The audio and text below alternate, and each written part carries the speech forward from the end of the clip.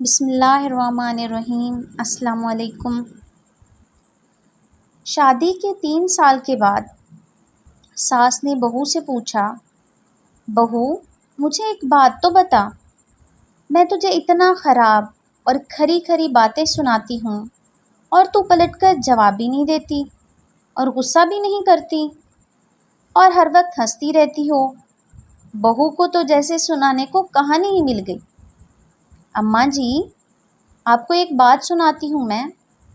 جب چھوٹی تھی تو مجھے ایسا لگتا تھا کہ میری ماں میری سگی ماں نہیں ہے، کیونکہ مجھ سے گھر کے سارے کام کرواتی تھیں اور کوئی کام غلط ہو جاتا تو مجھے ڈانٹ بھی پڑتی اور کبھی مجھے مار بھی دیتی تھی، لیکن ماں تھی وہ میری، مجھے ان سے ڈر بھی لگتا تھا اور میں ان سے غصہ بھی کرتی تھی۔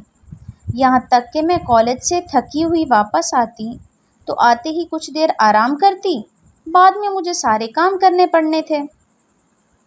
پھر جب میری بھابیاں آ گئیں تب تو جیسے میرے کام ہی بڑھ گئے۔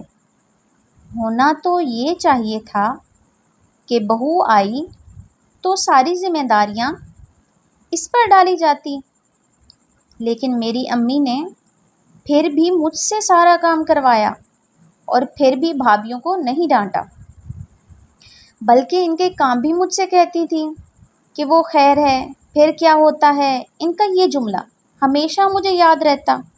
وہ کہتی تھیں، خیر ہے بیٹی، اگلے گھر جا کر تجھے مشکل نہیں ہوگی، اور بعد میں اس جملے سے میں چڑ جاتی۔ جب میری شادی ہونے والی تھی تو 2 دن پہلے مجھے امی نے پیار سے اپنے پاس بٹھایا اور بولی، بیٹا آج تک سمجھ میں تیری ساس تھی، میں نے تجھے پریکٹس کروائی ہے اور تجھے بتا دیا ہے کہ ساس کیسی ہوتی ہے۔ اب آج سے میں تیری ماں ہوں، اب تیری شادی ہو رہی ہے تو بیٹا جب تمہاری ساس تمہیں کچھ کہے تو سمجھنا کہ میں کہہ رہی ہوں۔